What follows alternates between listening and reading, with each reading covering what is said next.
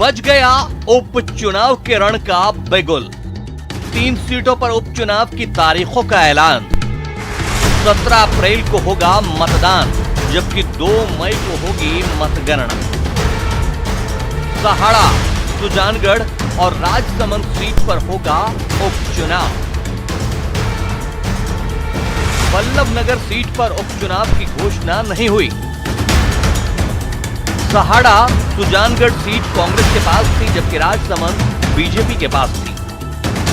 उपचुनाव में जीत के लिए बीजेपी और कांग्रेस में जोरदार टक्कर। नतीजों से सरकार के कामकाज पर लगेगी मुहर। नतीजों से दोनों दलों के नए नेतृत्व की होगी परीक्षा। आरएलपी मुकाबले को त्रिकोणीय बनाने के प्रयास में जुटी। 3 का गलत। नमस्कार, बहुत स्वागत है आपका। प्राइम डिबेट देख रहे हैं आप, आपके साथ मैं जेपी शर्मा।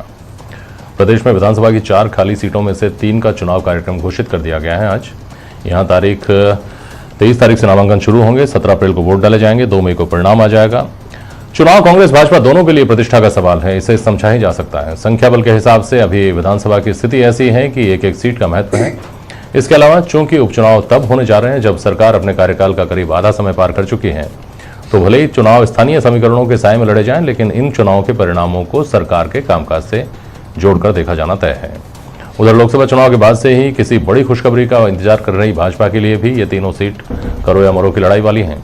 एनडीए गठबंधन से किसानों के मुद्दे पर बाहर आ चुकी आरएलपी इन चुनाव में दोनों दलों को चुनौती देगी। कुल मिलाकर राजनीति में दिलचस्पी रखने वालों के लिए चुनाव बेहद अहम है।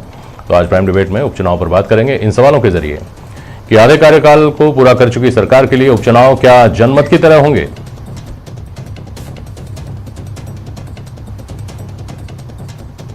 जैसा कि आम तौर पर उपचुनाव में होता आया है, इन उपचुनाव में भी सहानुभूति लहर एक फैक्टर होगी।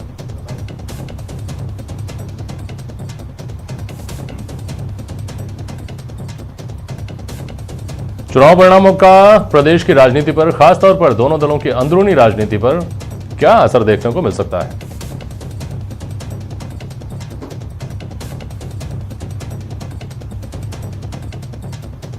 प्रदीप चतुर्वेदी जी कांग्रेस के प्रवक्ता हैं हमारे साथ। सुरेंद्र सिंह नरूका साहब हैं भारतीय जनता पार्टी के प्रवक्ता। महिपाल सिंह महिला आरएलपी के प्रवक्ता हैं और श्याम सुंदर शर्मा जी हैं वरिष्ठ पत्रकार। बहुत स्वागत है आप सभी का। पहले सुरेंद्र जी आपके पास आ रहा हूं। लोकसभा चुनाव के बाद से, जैसा मैंने अभी कहा, किसी बड़ी खुशखबरी का आप इंतजार कर रहे हैं। वो इंतजार काफी लंबा हो गया था। अब आपके सामने मौका है इस संभावना को जमीन पर उतारने के लिए कि भाजपा कार्यालय में लड्डू बटे।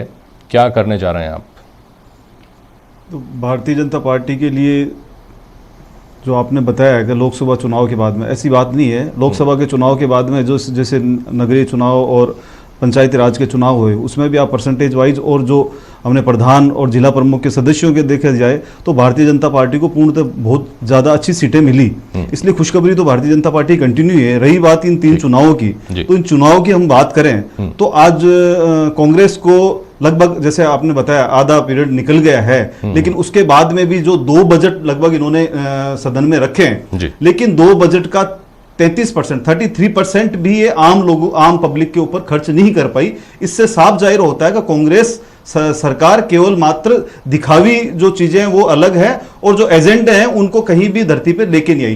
केवल मात्र इन्होंने जो काम किया है, वो जो योजनाएं, जो भारतीय जनता पार्टी सरकार की जो योजनाएं थी, उनको नाम बदलने का ही काम किया है। नाम बदलने से पब्लिक को ये पता चलता है कि आप नाम बदलने से सीटें नहीं हासिल की जा सकती। इसलिए ये जो अभी 3 सीटों पे जो उपचुनाव होगा, उस तीनों सीटों पे उपचुनाव में भारतीय जनता पार्टी विजयश्री प्राप्त करेगी। और जो आप बताए, जैसे आपने खुद ने कहा कि जो खुशी का लड्डू है वो भारतीय जनता पार्टी के कांग्रेस गवर्नमेंट आने के बाद में कांग्रेस की जो कुरीतियां और जो बुराइयां और जो कंटिन्यू, जो आज आप भ्रष्टाचार को देखें, अब चरम सीमा पे पहुंच गया है। आप जो अपराध को देखें, वो चरम सीमा पे पहुंच गया है। तो पब्लिक को ये सब चीजें दिख रही है। इसलिए जो पूर्ण बहुमत मिलेगा वो भारतीय जनता पार्टी को मिलेगा, और तीनों सीटें भारतीय जनता पार्टी उपचुनाव की जीत के आएगी। ठीक है, बोलिए प्रदीप जी।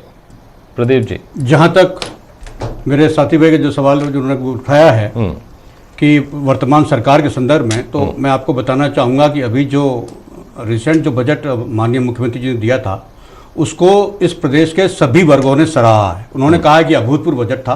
और सभी लोगों ने इसमें जिस तरह से सारे समाज के सभी वर्गों को सम्मिलित किया गया, उस सारे जिलों को सम्मिलित किया गया, विशेष तौर पर जहां चुनाव हो रहे हैं वहां पर भी उन्होंने विशेष कुछ घोषणाएं की हैं जो वहां काफी समय से लंबित थी। तो मेरा मानना है कि मुख्यमंत्री जी ने प्रदेश के सर्वांगीण विकास के लिए बहुत सारी घोषणाएं इसमें की हैं। अब सवाल यह है कि अगर आप राजनीतिक रूप से इसको देखते हैं तो राजनीतिक रूप से आप जो अच्छी चीजें उनकी बात भी कीजिए, सिवाय इसके कि आप कहें कि साहब ये लूट का बजट है और वैसा बजट है। मैं समझता हूं दर्शकों का ये समय खराब करने वाली बात है। सरकार की लोकप्रियता की जहां तक बात है, आज माननीय मुख्यमंत्री अशोक गहलोत पूरे देश की राजनीति में एक बहुत बड़ा स्थान रखते हैं और उन्होंने अपने इस बात को साबित भी किया है। अब जहां तक बात करने की आ रही है, चुनाव की बात है, तो चुनाव में आप देखिए कि उनका जो अपना उन्होंने पहली बार कह दिया है कि मैं इस चुनाव, आप ये समझिए कि चुनाव में स्वयं लड़ रहा हूं। उन्होंने आह्वान किया अपने वोटर्स को, इस चुनाव में 7.5 लाख वोटर जो इस अपने मताधिकार का इस्तेमाल करेंगे, उनसे वो अपने उन चारों विधानसभा क्षेत्रों में अपने 50-50 सक्रिय कार्यकर्ताओं के समूह बनाकर उसकी मॉनिटरिंग कर रहे